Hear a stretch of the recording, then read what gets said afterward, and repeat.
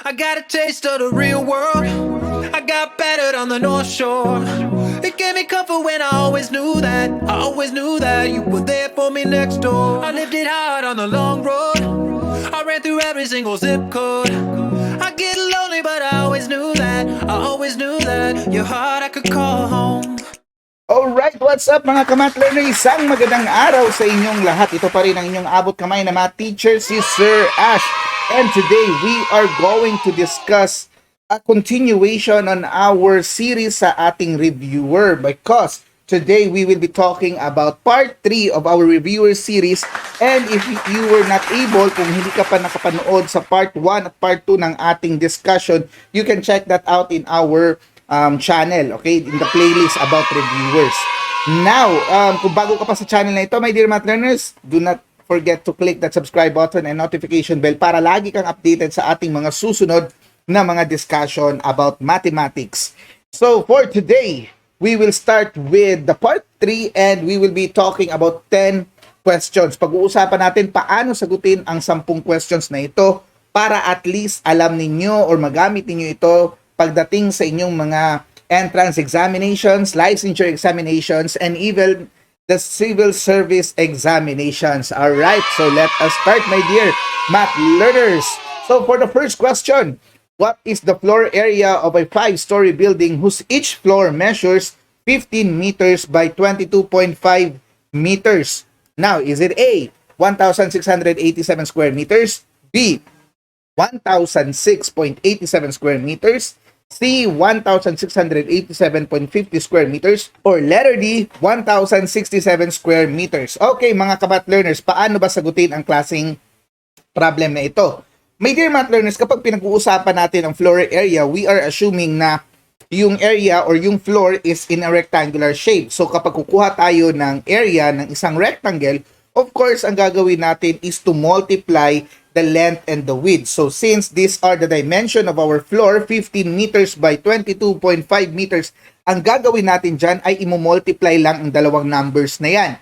Pero dahil pinag-uusapan natin ay 5-story building, then kung ano yung sagot ng 15 times 22.5 meters, ang lalabas doon ay imumultiply pa sa 5 because we are talking about 5-story building. Kasi yung makukuha mo sa 15 meters by 22.5 meters, isang palapag lang yun.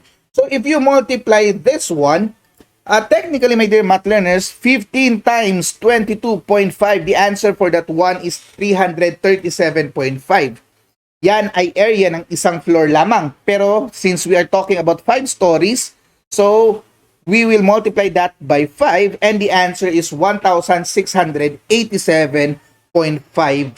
or 0.50 square meters. So our answer for that one will be letter C, 1,687.50 square meters. Tingnan nga natin kung tayo ba ay tama. Alright, so Easy, yun right? nga, tama nga tayo mga kamat learners. So I hope nakuha nyo ang technique para sa unang question na ito. Now, let us go to the next question. In the series 1, 5, 10, 16, 23, blank, blank, blank, the 8th term is A, 45, B, 61, C, 50, or letter D, 72. Now, ang question is, paano ba kukunin ang 8th term dito? So, my dear math learners, kung nakikita ninyo ito, this given is a number series, okay? So, meron itong pattern na susundin. Kukunin muna natin ang pattern ng series na ito, tapos kukunin natin ang pangwalong numero. Okay, so this is first, second, third, 4th, 5th, 6th, 7th, at 8th. So itong panghuling line lamang ang tinatanong ng problem na ito. Para mas lalo ninyong maintindihan ang question na ito, punta tayo sa ating whiteboard. Alright. So 1, 5, 10, 16, 23. 1, 5, 16, 23, blank, blank, at blank. Alright, so my dear math learners, ang gagawin natin dito ay very simple lamang. Kunin natin ang pattern na ito. Okay. So, ano nangyari kay 1? Ba't naging 5? So, nag-plus 4 tayo. Ano nangyari kay 5? Ba't naging 16? Ay, sorry. Meron pa palang 10 dito. Ayan. May 10 pa pala dyan. Sorry. Ayan. So, ano nangyari kay 5? Ba't naging 10? Alright. So, that is plus 5. Anong nangyari kay 10 ba't naging 16 plus 6 yon? So nakikita nyo na ang pattern, my dear math learners. Sunod-sunod ang pagpa-plus natin. So this will become plus 7, plus 8, plus 9, and plus 10. So therefore, kunin natin yung sagot dito, plus 9, sagot dito, plus 10, at yun na ang magiging final answer natin. So 23 plus 8, that is basically 31. 31 plus 9, that is 40. And 40 plus 10, that is 50. Therefore, ang sagot natin, my dear math learners, is 50. So let us try kung tama ba tayo dito sa ating katanungan. Alright, so letter C nga. 50 ang sagot. I hope klarong-klaro yan sa inyo mga ka-math learners. So now, let us go to the third question. What is the remainder of the division 5 to the power of 100 divided by 7? So, paano nga ba ito sasagutin? Letter A, 4. B, 2. C, 5. And D, 7. My dear ka-math learner, medyo isa ito sa mga napaka-challenging na mga tanong because ang gagawin natin dito ay gagamit tayo ng isang trick. Okay, alright. So, open muna tayo ng ating whiteboard. Ayan. So, we have 5 to the power of 100 divided by 7. Ano daw ang remainder? My dear math learners, alam natin na medyo malaki-laki ang 5 to the power of 100 kasi ang ibig sabihin ng 5 to the power of 100, i-multiply mo ang 5 sa sarili niya ng 100 times. Tapos, i-divide mo sa 7. Malamang-lamang mauubos na ang isang oras mo niyan. Right? So, ang gagawin natin ngayon is to do some tricks about this. So, we will use what we have learned in the law of exponents and some other modifications. Okay? Alright. So, first is yung 5. Yung 5, yung 100 natin na exponent, pwede natin yung palitan. So, this will become 5 to the power of 2 times 50. Because 2 times 50 is 100. Alam natin yun. Alright. So, 5 to the power of 2, that is 25 to the power of 50. Alright. So, divided by 7, divided by 7. Okay. So, ngayon dito papasok yung trick natin.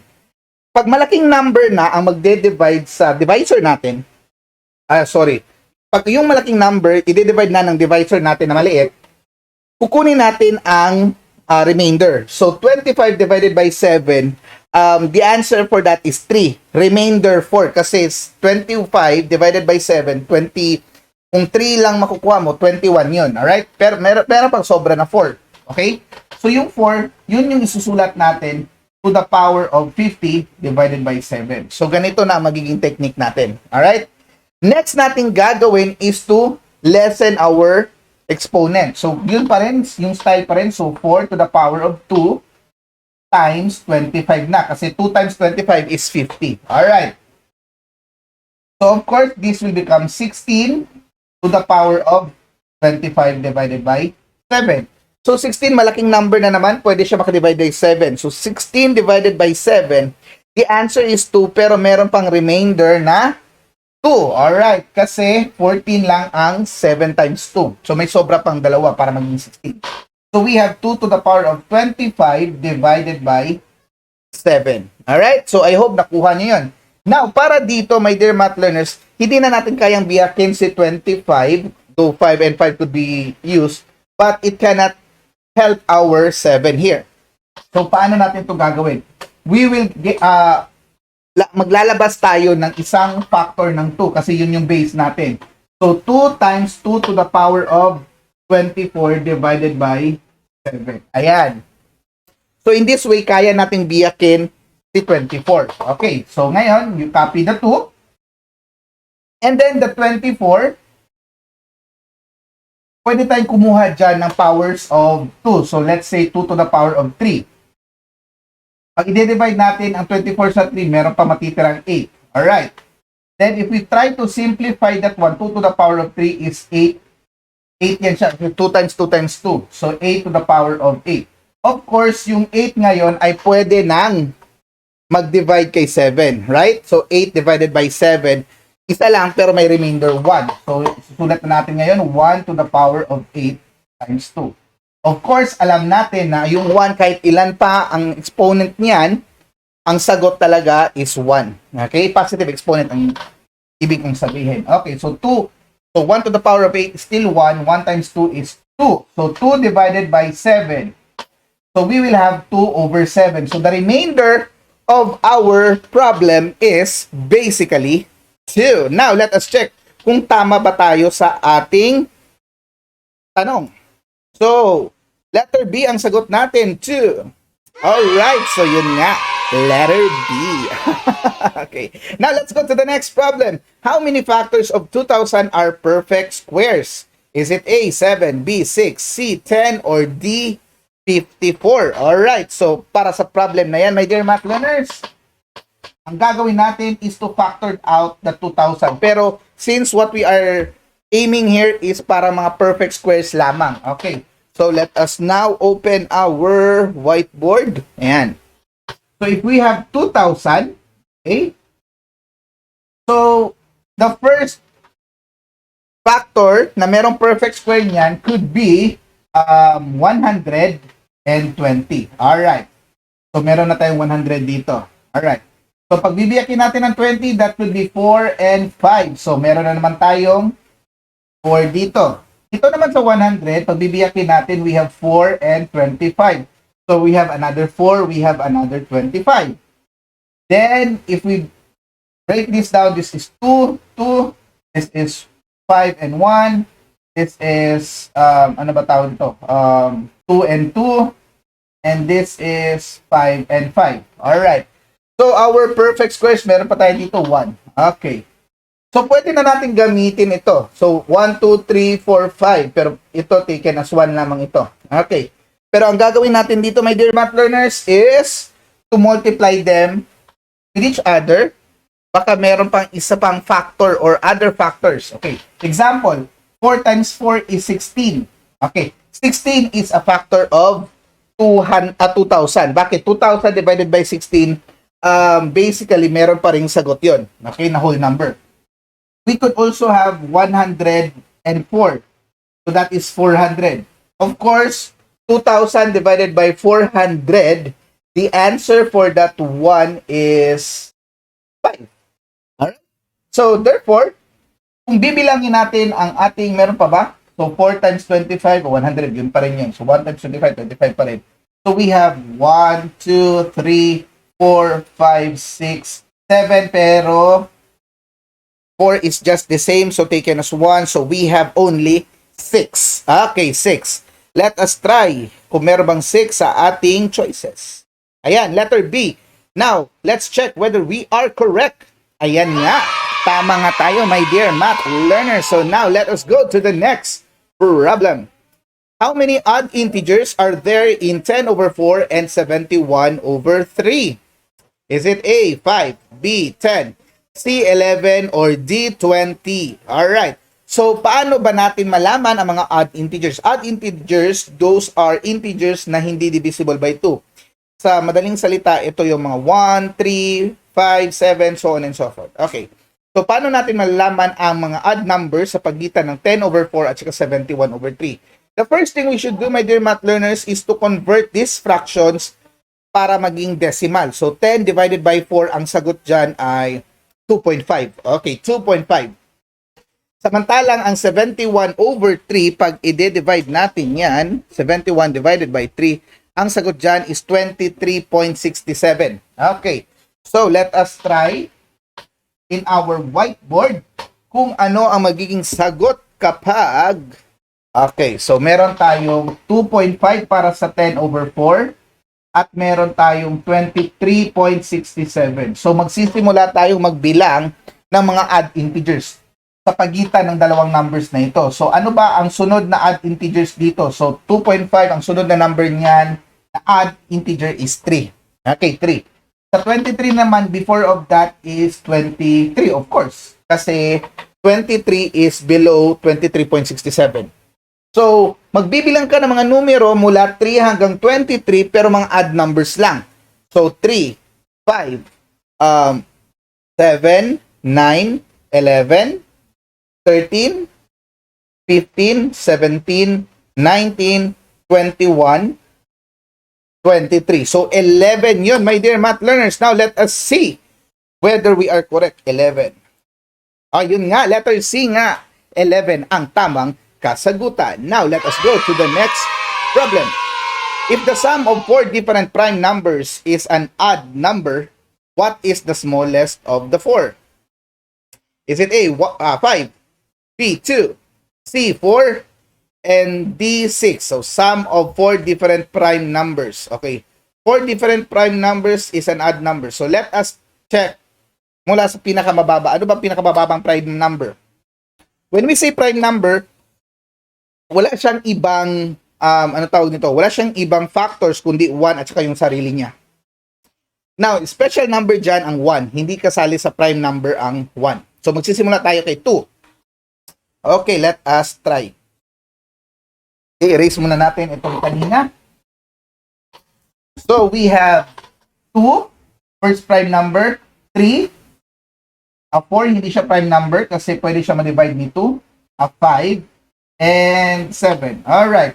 So, let's try. If we add this one, kung ang sagot dito is odd number, then our answer is 2.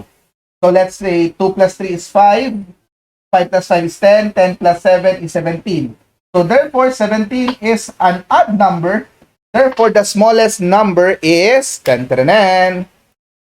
Letter yan. Letter B. So, let us try whether we are correct.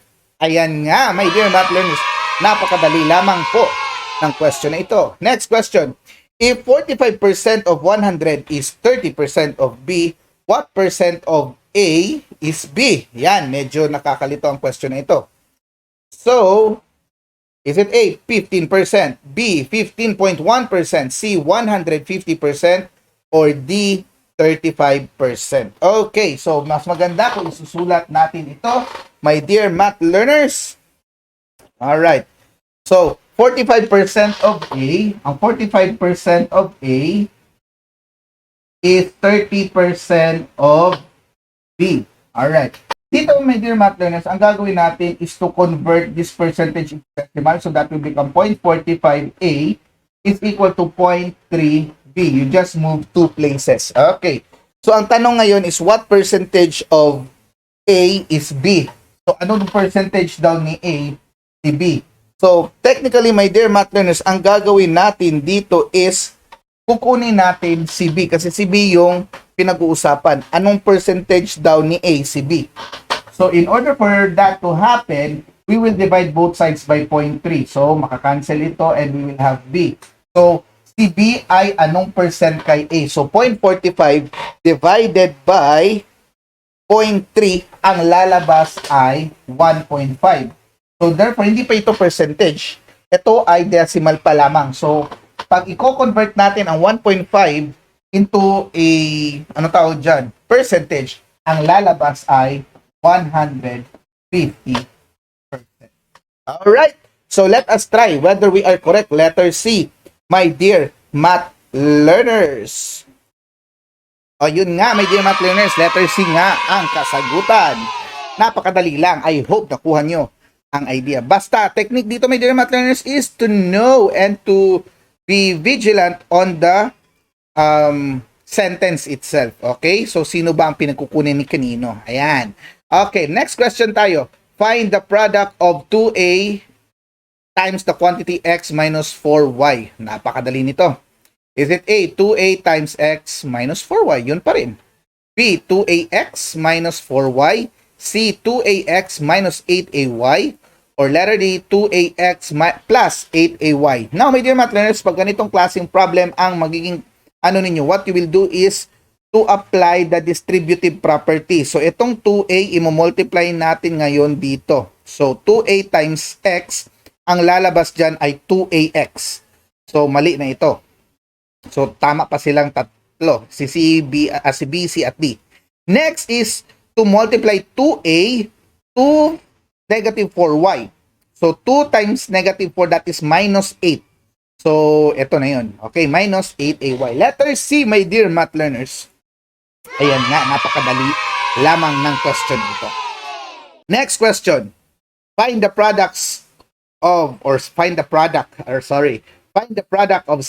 the quantity 7A minus 4B squared. Okay. Is it A, 7a squared minus 28ab plus 16b squared? Is it B, 49a squared minus 56ab plus 16b squared?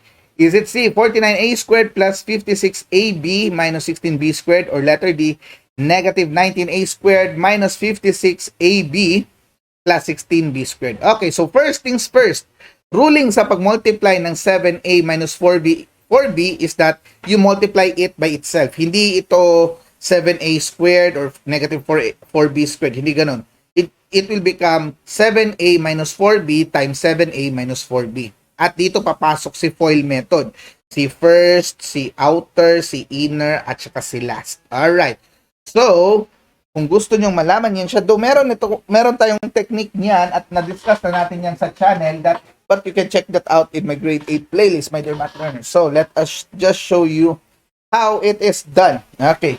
So, we have 7a minus 4b squared. Ang ibig sabihin niyan is i-multiply natin sa sarili niya. Okay? So, 4b. Pasensya na kayo sa aking penmanship. Ganun talaga. Alright. So, first is, yan. The first term. So, 7a times 7a, that will become 49a squared. Next is ito. Okay. 7 times negative 4, that is negative 28ab. Ito naman, yan. So, we have the inner terms. So, negative times positive, that is negative 28ab. And then, ito naman, negative times negative, that will become positive 16b squared. Okay, so 49a squared, 16b squared. Kung titingnan natin ang choices, pareho sila sa B at saka sa C. Hindi. B. Yun na. Nakuha na natin.